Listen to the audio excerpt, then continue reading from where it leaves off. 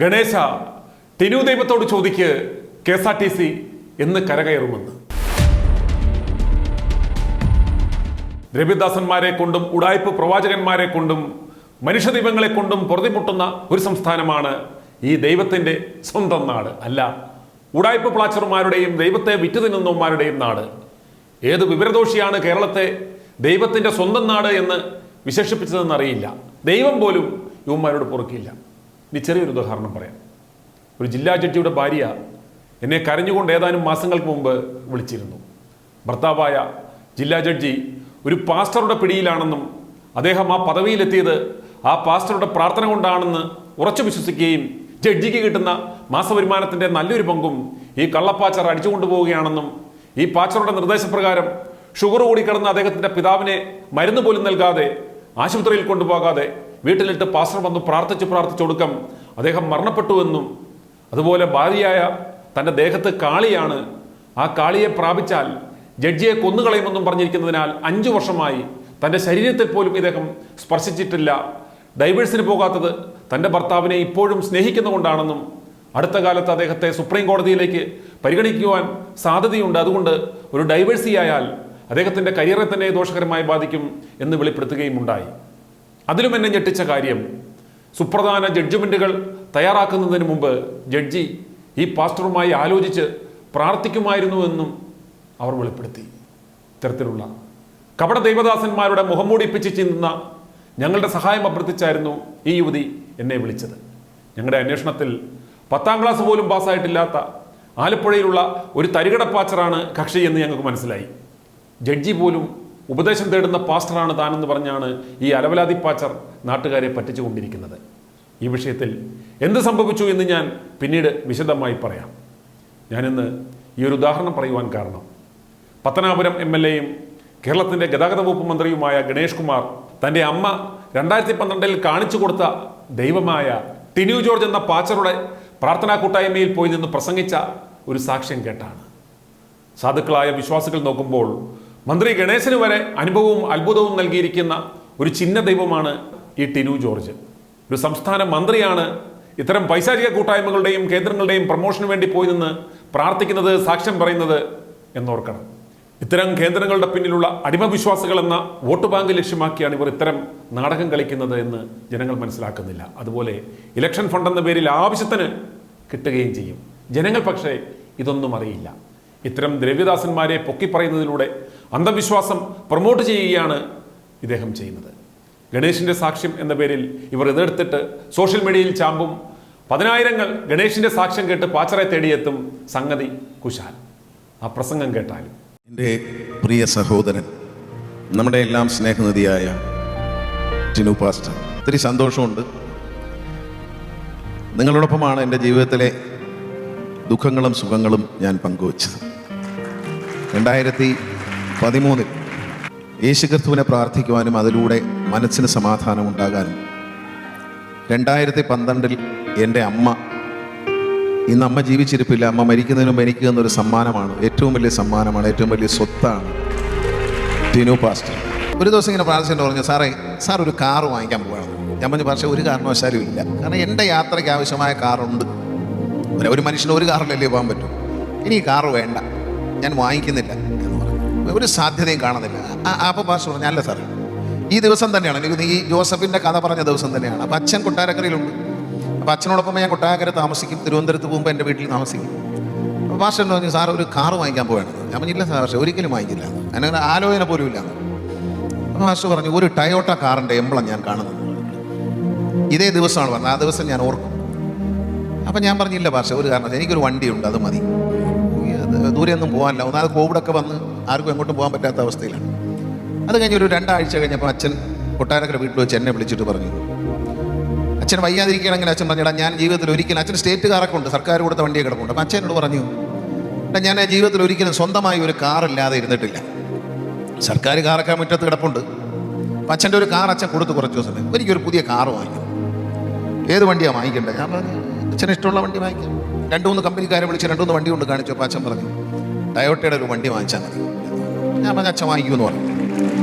പെട്ടെന്ന് അച്ഛൻ എന്നോട് പറഞ്ഞു, വണ്ടി വന്നു, വണ്ടി ഏർപ്പാട് ചെയ്തു, വണ്ടി വന്നു എന്ന് പറഞ്ഞപ്പോൾ ഞാൻ പറഞ്ഞു, അച്ഛൻ വണ്ടി വന്നിട്ടുണ്ട്, എന്താ ചെയ്യേണ്ടത്? നിൻ്റെ പേരിൽ വണ്ടി എടുക്കണം. അച്ഛൻ എൻ്റെ പേരിലാണ് വണ്ടി എടുത്തത്. ഞാൻ പറഞ്ഞു, അച്ഛൻ വേണ്ടാന്ന് പറഞ്ഞു. അല്ലല്ല, അത് എൻ്റെ കാലശേഷം നിന്നെ ഉപദ്രവിക്കും, വണ്ടി നിൻ്റെ പേരിലല്ലെങ്കിൽ. ആ വണ്ടി വല്ലവരൊക്കെ എടുത്തോണ്ട് പോകും, എനിക്കറിയാം, അതുകൊണ്ട് ഈ വണ്ടി നിൻ്റെ പേരിൽ എടുക്കുന്നു എന്ന് പറഞ്ഞു. പാസ്റ്റർ പറഞ്ഞ ആ ടയോട്ട കാറിൻ്റെ എമ്പളത്തുള്ള വണ്ടി, എൻ്റെ 18 വയസ്സിൽ എനിക്ക് എൻ്റെ അച്ഛനൊരു കാറ് വാങ്ങിച്ചു തന്നു. അദ്ദേഹം മരിക്കുന്നതിന് മുമ്പ് എനിക്ക് ഒരു കാറ് വാങ്ങിച്ചു തന്നു. 2 കാറാണ് അദ്ദേഹം എനിക്ക് വാങ്ങിച്ചു തന്നത്. അദ്ദേഹം വാങ്ങിച്ച കാറാണ്, പക്ഷേ നിൻ്റെ പേരിലാണ് വണ്ടി എന്ന് പറഞ്ഞു.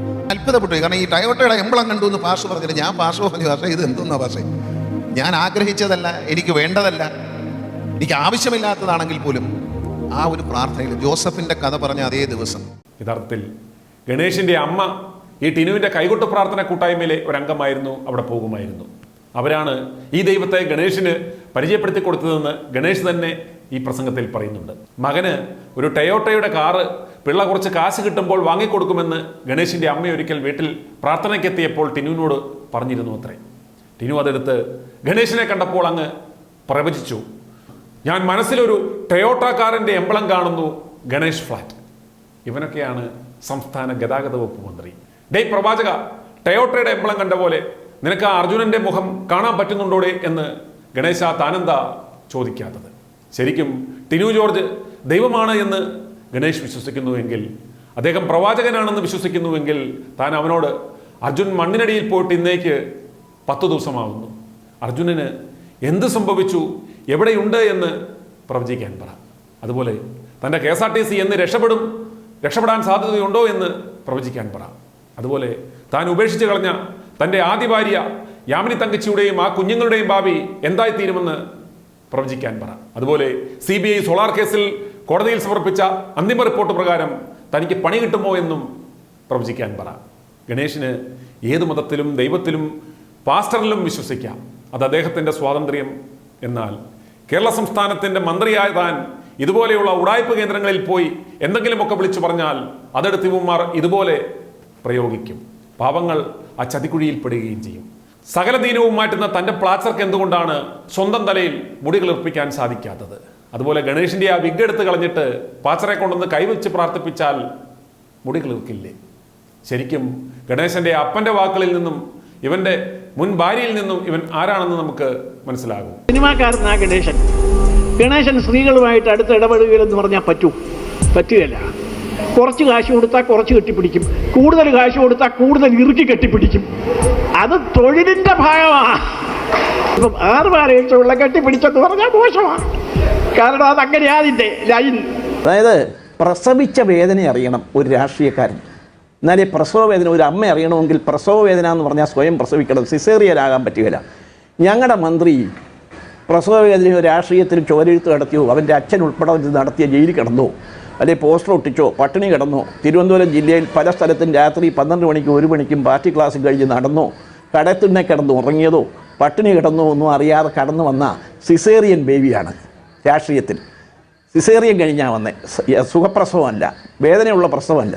അപ്പോൾ അതിൻ്റേതായ മനോഭാവം രാഷ്ട്രീയക്കാരോട് കാണിക്കും. എൻ്റെ രാഷ്ട്രീയ ജീവിതത്തിൽ എനിക്ക് പറ്റിയ ഏറ്റവും വലിയ അപകടമാണ് 2001 ബഹുമാന്യനായ ഗണേഷ് കുമാറിനെ, അങ്ങനെ വേണമല്ലോ അദ്ദേഹത്തെ വിളിക്കാൻ, ബഹുമാന്യനായ ഗണേഷ് കുമാറിനെ രാഷ്ട്രീയത്തിൽ കൊണ്ടുവന്നത് ഞാൻ ചെയ്ത ഏറ്റവും വലിയ തെറ്റാണെന്ന് എനിക്ക് ബോധ്യമായത് ഞങ്ങളുടെ സംസ്ഥാന കമ്മിറ്റിയുടെ ഉന്നതാധികാര സമിതി കഴിഞ്ഞപ്പോൾ ഞാൻ പറഞ്ഞല്ലോ, അത് പത്രത്തിനും TV യിലൊക്കെ വന്നല്ലോ.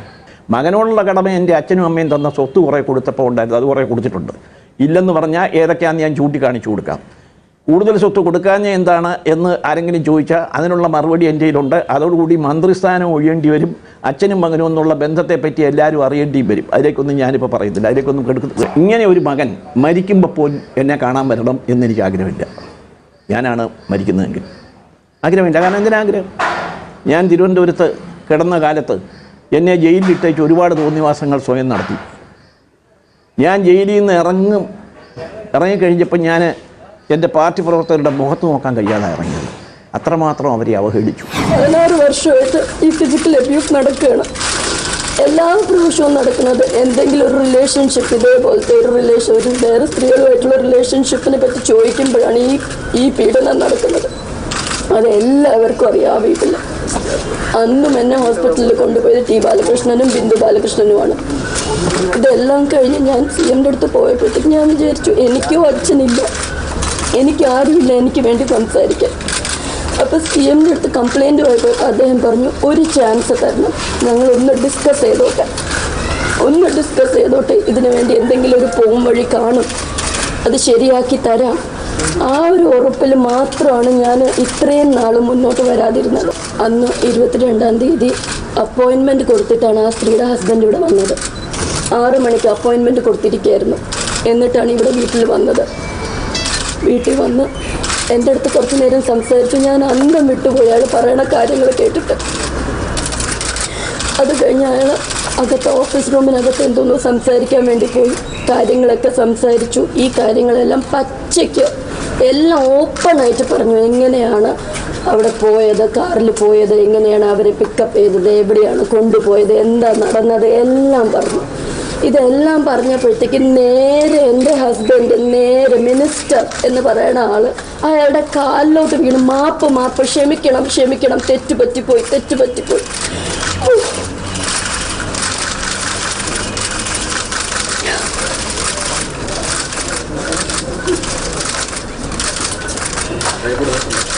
ആ നിമിഷം ഞാൻ ഒരിക്കലും മറക്കില്ല. എന്റെ ജീവിതം തകർന്നു വീണു വന്ന് എൻ്റെ ഫ്രണ്ട്, എൻ്റെ കുട്ടൻ്റെ ക്ലാസ്മേറ്റിൻ്റെ അമ്മ,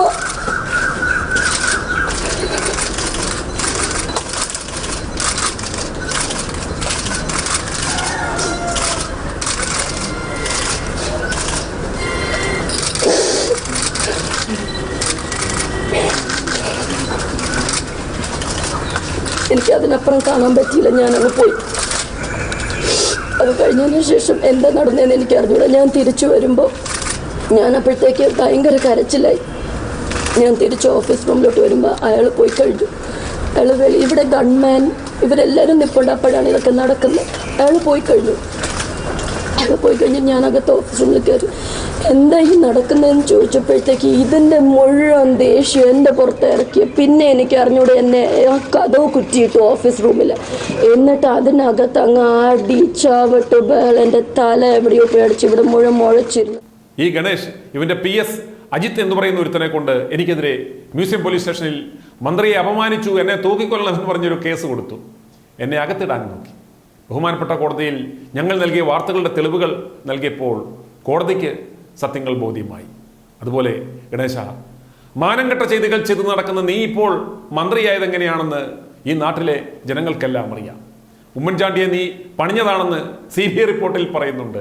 നീ ഒരു മ്ലേച്ഛനായിരുന്നു എന്ന് നിന്റെ അപ്പം പിള്ള മാധ്യമങ്ങളിലൂടെ തന്നെ വന്നിരുന്ന് ലോകത്തോട് വിളിച്ചു പറഞ്ഞതാണ്. പിന്നെ സീരിയൽ നടിയുടെ ഭർത്താവ് മന്ത്രിമന്ദിരത്തിൽ കയറി നിന്നെ ചവിട്ടിക്കൂട്ടിയെന്നും നീ വാവിട്ട് കാറി കാല് പിടിച്ചെന്നും പറഞ്ഞത് ITV ന്യൂസിലെ സുനിലല്ല, നിന്റെ മുൻ ഭാര്യ ഡോക്ടർ യാമിനി തങ്കച്ചിയാണ്. നടി ശ്രീവിദ്യയെ പറ്റിച്ചെന്ന് പറഞ്ഞ് അവരുടെ സഹോദരൻ ഇവിടെ വന്ന് പത്രസമ്മേളനം നടത്തിയതാണ്. ഇതിനെല്ലാം തെളിവുകളുണ്ട്, അത് സത്യവുമാണ്. അതുകൊണ്ട് നീ എന്ത് മാനം നഷ്ടപ്പെട്ടു എന്ന് പറഞ്ഞാണ് ഗണേശ കേസ് കൊടുക്കുന്നത്. എന്നിട്ടിപ്പോൾ കണ്ട പ്ലാച്ചർമാരുടെ കീഴെ കയറി നിന്ന് അവൻ പ്രവാചകനാണെന്ന് തള്ളിമറിച്ച് നാട്ടുകാരെ പറ്റിക്കുന്നു. നിനക്ക് നാണവും മാനവും ഉണ്ടോ എന്ന് ചോദിക്കുന്നില്ല. കാരണം താൻ തന്നെ നിന്റെ പ്രവാചകനോട് ചോദിച്ചിട്ട് പറ.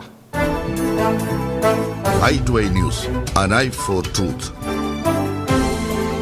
i2i News സബ്സ്ക്രൈബ് ചെയ്തിട്ടില്ലാത്തവർ ഇപ്പോൾ തന്നെ സബ്സ്ക്രൈബ് ചെയ്യുക. നോട്ടിഫിക്കേഷൻ ലഭിക്കുവാൻ ബെൽ ബട്ടണും അമർത്തുക.